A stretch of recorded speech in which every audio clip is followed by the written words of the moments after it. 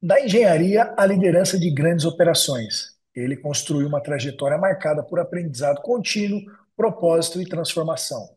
Diretor industrial regional sul da Suzano, ele soma mais de 30 anos de atuação na companhia e acompanhou de perto alguns dos marcos mais emblemáticos da empresa, como a implantação das fábricas de Três Lagoas e o projeto do Cerrado, ambas no Mato Grosso do Sul. Hoje, ele atua em múltiplas frentes, incluindo as unidades do Mato Grosso do Sul e Jacareí. No Talk Celulose de hoje, eu vou conversar com Maurício Miranda, diretor industrial regional sul da Suzano. Eu sou Felipe Quintino, CEO do Nexon Group e fundador do portal Celulose. Sejam bem-vindos a mais um Talk Celulose.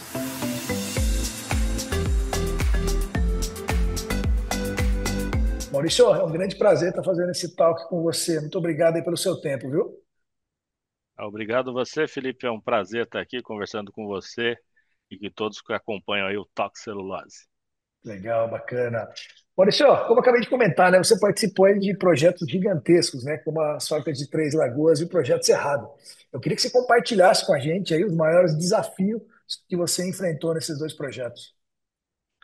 Felipe, são projetos que foram muito emblemáticos, né, dado ao tamanho, né, e a grandeza e a importância deles no momento da empresa, e eles passam pelos mesmos desafios, eu diria, os principais. O primeiro deles é você qualificar a mão de obra, né, para que você implemente numa nova operação. Aconteceu isso na primeira fábrica de Três Lagoas. Então, você ter que pegar uma região que não é focada para a indústria e você mudar esse cenário, né, do agro para a indústria. Então, a gente fez isso usando bons parceiros e consolidados, né, como o Senai. Ao você preparar esse grupo em paralelo, você constrói a fábrica, mas as duas coisas têm que ir realmente lado a lado, porque uma hora a fábrica fica pronta e aí tem que ter gente boa para operar. Um outro movimento que acaba tendo, não dá para você iniciar uma operação só com os novatos. Realmente a gente precisa dos experientes, então outro grande desafio é você ser atrativo o suficiente, né, para promover essa migração de mão de obra qualificada para somar e suportar o início operacional. Três Lagoas foi a primeira fábrica de celulose no estado, então nós tivemos a oportunidade de colocar o primeiro PIN da celulose em MS ainda em 2009, que nós demos para a partida da primeira fábrica. Passamos por uma expansão, que foi o chamado Projeto Horizonte 2, que é a segunda fábrica de Três Lagoas. Aí Três Lagoas já vivia um cenário diferente, a gente já tinha um pouco mais de mão de obra, o desafio foi mais dentro mesmo da execução, já não era um greenfield, né? Greenfield a gente chama quando é a fábrica partindo do zero, era um Uhum. brownfield, eu já tinha uma fábrica do lado, então você tinha parte da mão de obra, era uma ampliação, mas também bastante desafiadora, mas daí eu não precisava mais fazer a formação básica, a gente criou o curso já de pós-técnico, grande Legal. parte já estava formada, né, nessa qualificação inicial, mecânico, eletricista, químicos, e aí a gente fez o pós-técnico, gabaritando essa equipe para a segunda planta. Recentemente a gente fez o projeto Cerrado, em Ribas do Rio Pardo. Um desafio enorme foi o desafio local, né? A cidade, o núcleo urbano, 12 mil habitantes, e nós chegamos a ter 11 mil pessoas no pico da obra. Uau. Então, gerenciar uma obra que praticamente ela tinha o tamanho da cidade, um baita desafio para que a gente minimizasse os impactos, né? Ele permitiu a construção de um plano básico ambiental em comum acordo com não só com o Poder Executivo Municipal, mas também com o órgão estadual ambiental, para que a gente minimizasse e trabalhasse na infraestrutura. Então, é uma experiência super gratificante, né? Suzano investiu em hospital, investiu em delegacia, investiu em casas de acolhimento, junto com o Estado, transformou a parte educacional e até surgiu uma parceria com o SESI Senai. Está sendo inaugurado aí, está em vias de terminar o Centro Integrado SESI Senai, que Ribas do Rio Pardo terá, um Que centro legal. integrado, que mostra o quê? não basta aquela etapa da qualificação que repetimos em Ribas. Então a gente conseguiu 30% da mão de obra industrial é local, 30% veio de outras operações da Suzano e 30% veio do mercado. Então com isso a gente acomodou essa unidade que partiu em julho do ano passado, então tem um ano e pouquinho Uhum. de funcionamento. E sabe-se que eu preciso dar sequência à preparação de mão de obra, qualificação de equipes, porque o nosso setor ele é um setor de alta tecnologia, extrema competitividade, muito foco em excelência operacional. Então, eu diria hoje que a indústria de celulose ela traz o estado da arte, então precisa realmente gente muito boa para seguir isso aí. Então, eu diria assim: desafios passam pela qualificação de mão de obra para nós, passa pela própria implantação desses mega projetos e passa também, no caso de Ribas, para que a gente tivesse uma infraestrutura adequada no município, uma vez que nós mudamos a paisagem do Cerrado, né? O projeto Cerrado mudou, transformou muito a vida das pessoas, a oportunidade. A gente tirou, né, pessoas que jovens que estavam ali, qual é o futuro? Hoje eles enxergam, né, no negócio celulose um Legal. futuro pujante para a carreira deles, e a gente está aqui para contar justamente a história minha e de outros colegas da Suzano que eles estão hoje fazem parte, né, do nosso time e conseguem aí perceber e até criar e se motivar e se inspirar também seguir uma trajetória de sucesso. Muda toda uma sociedade, né, amor? Isso que é muito interessante, né? Você leva desenvolvimento e muda uma sociedade, muda gerações de famílias. É muito bacana, né, cara? Todo esse trabalho feito, né? Bacana. Eu acho que assim, esse processo, ele realmente, durante a obra, ele traz um movimento até de certa forma desordenado, porque é muita gente num espaço curto, mas eu Uhum. sempre comentava no município que, olha, assim que encerrar a construção, ela entra um ciclo virtuoso sustentável. Por quê? São 3.000 postos de trabalho fixo, gerando né, e fortalecendo a economia circular. Então, esse capital ele acaba movimentando a economia da cidade. Então, você vê melhoria em hotelaria, restaurante, prestação de serviço em geral, manutenção, construção civil. Então, tudo isso passa-se realmente um ciclo virtuoso de transformação numa cidade que parecia que estava aguardando esse movimento para realmente se transformar. Que legal, cara. Bacana. Maurício, e como é que você avalia, né, a evolução dos megaprojetos aí da indústria de celulose nos últimos anos, né? Quais tecnologias têm impulsionado o desenvolvimento do setor e o que devemos esperar aí para os próximos anos? Felipe, a gente tem visto que os novos projetos eles trazem algumas características bem marcantes. Primeiro, o porte dos projetos. Uhum. Estão se tornando mega fábricas, né?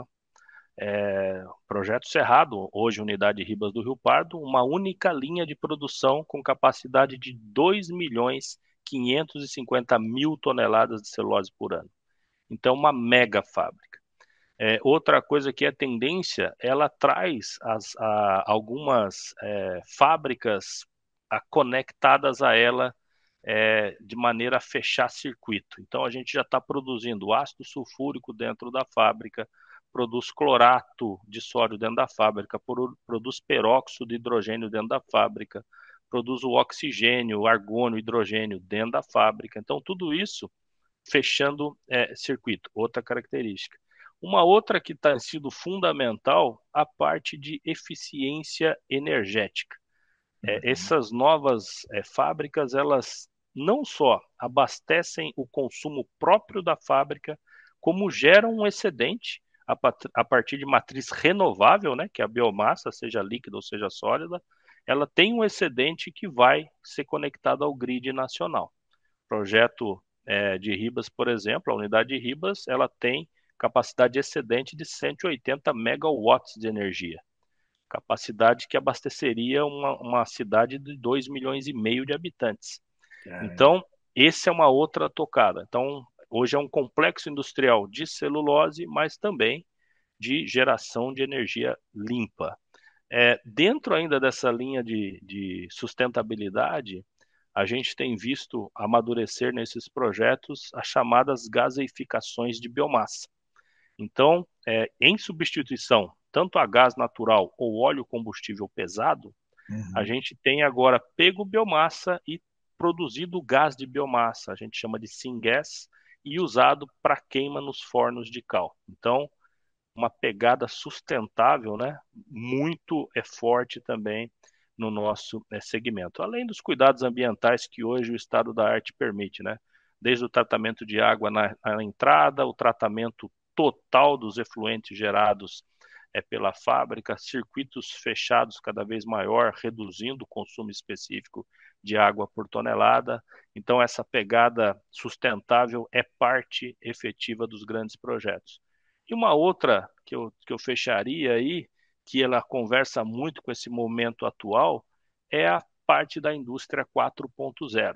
Né? Então, tem muito hoje digitalização, tem inteligência artificial nessas fábricas, tem robotização nessas fábricas hoje, esses projetos. Então você pega desde machine learning, que pega dados de processo e vai aprendendo como controla o processo e sugere ao operador algumas tomadas de decisão. Então toda essa roupagem só é possível porque tem muito dispositivo inteligente hoje já implantado nessas novas fábricas. Para isso, fecha com aquilo. Precisamos de gente muito bem qualificada para extrair o melhor desses ativos que hoje estão realmente num nível de tecnologia extremamente avançados. Legal, Maurício, bacana, cara.